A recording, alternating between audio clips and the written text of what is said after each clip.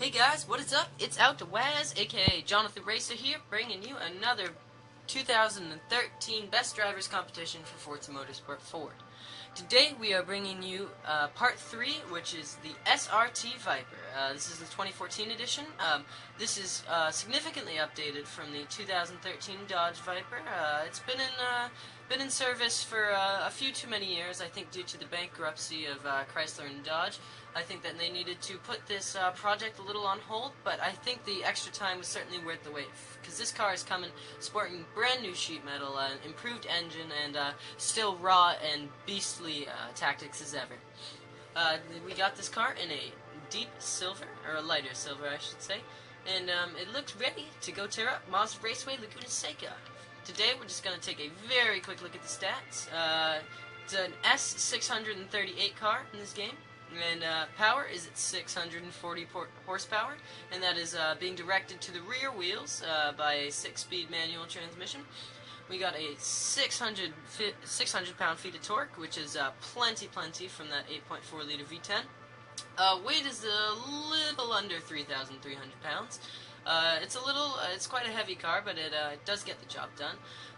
Front to rear weight biased is 49% to the front, 51% to the rear, which is quite impressive considering the V10 is quite a hulking engine, but it seems they've put it behind the front axle, or at least a little bit, so that it puts the weight back a little more.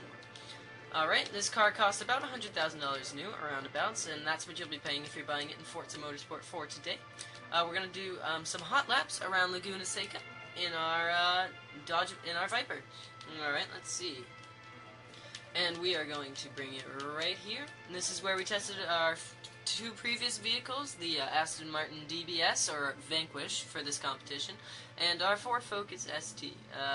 I know I promised you guys the GTR at the end of the last video. I hope you guys don't mind too much that I brought this Viper. I just really wanted to give it a try before the other ones.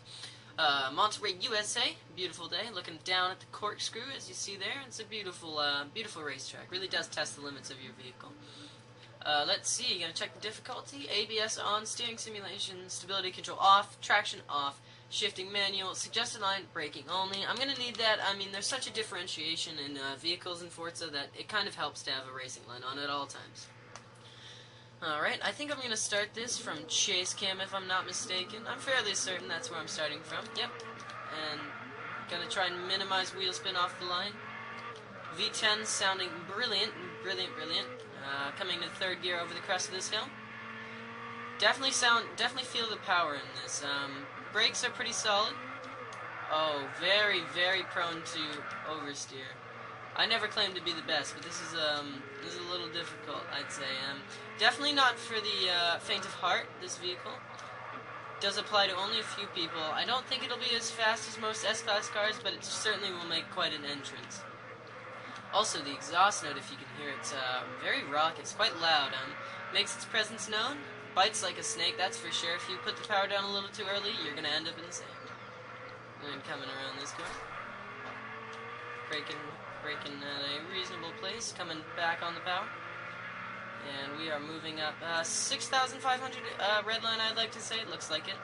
Definitely with the V10, it doesn't have as high a... Oh, wow, this thing is drifting all over the place. Definitely does not have as high a red line, but the power is impeccable. Very good on the straights, and you notice it. And I think this car really captures the American muscle image very well. Not exactly phenomenal in the corners, I guess you could say, though it has been updated, but it's alright. We are coming around this corner now, getting a bit of drift, braking down into here, and get back on the power, induce a little bit of a drift. A little cute drift for you out there, all you drift fans. Braking, coming into the last corner at Mazda Raceway Laguna Seca. Oh, that was my fault. I messed that up royally. You'll notice this thing, it's got a bark as loud as its bite, I think. Alright, and we're going to come around for another lap of this. Hopefully to set a little faster lap time. That was pretty embarrassing, but that's okay. Even getting oversteer at the top of the crest of that hill, which is okay. And we're coming back down. Getting a little power, touching the red line, that's okay. Shifting, 6-speed manual, it's pretty good, I'd have to say. Braking hard into here. And we're coming back under the Yokohama sun. And the brakes bite. I bet they're huge, probably the size of dinner platters, but that's okay because they work extremely well. No complaints there. No fade, it seems. I'm not sure if Forza exactly takes into account fade, but it seems to work pretty well. Definitely a car that is extremely satisfying if you get it right, but if you get it wrong, you're going to end up in a wall. And that's something you have to respect in a car like this. Coming back out of this corner, just kissing the outer edge of that rumble strip there. Coming down the Rahal straight. Yeah, definitely a car for a select few people, probably with a little bit better driving skills than I have. Maybe if ARL Noble, he decided to race Forza Motorsport 4, he would enjoy this. But, again, very powerful on the straights, you definitely feel it, and the engine note is brilliant. I think I'm going to switch to cockpit cam for just like a few seconds for you guys.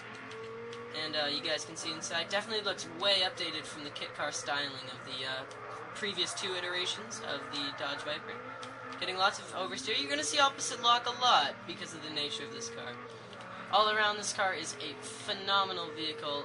It's just not so great for a track. It seems like it would be alright if you were to drive it on the roads, and hopefully you don't get spun out or bitten off, but it's a pretty difficult car to drive in Forza. I wouldn't necessarily recommend it, and I don't think it'll end up too high on the best drivers competition, but you do have to appreciate it for what it is. It is it's not necessarily a Ferrari beater, but it's a great American muscle car. I think I'm just going to finish up this last lap, see if I can go a little bit faster than the last one. Definitely a difficult car to drive. I don't think I can say that enough without it getting through to you guys. It's a bit sporadic as well. Sometimes it likes to get into understeer along with oversteer, and you just got to be careful on the throttle, I think. That's alright. Looks like we got the digital display there in front of us with the Viper logo pointing up every time we're nearing red line, which is okay. Nice, reminds you that you are driving a beast and you better be careful not to poke a stick with it. And let's see, coming down here. About to get into the corkscrew. Yep. Braking hard. Looks like we got a bit of oversteer. I lost where the corner was. We're coming back out. So yeah, guys, I definitely don't think I would recommend this car as a Forza car. Necessarily as a track vehicle. It's a little unwieldy, and I think it could use a little more refinement maybe for the next iteration. I don't think it's better than a Corvette, and I don't think it's better than any of its German or Italian rivals. That being said, if you take it at its face value for what it is, it's a wonderful muscle car. Maybe it would be a bit better for drag races.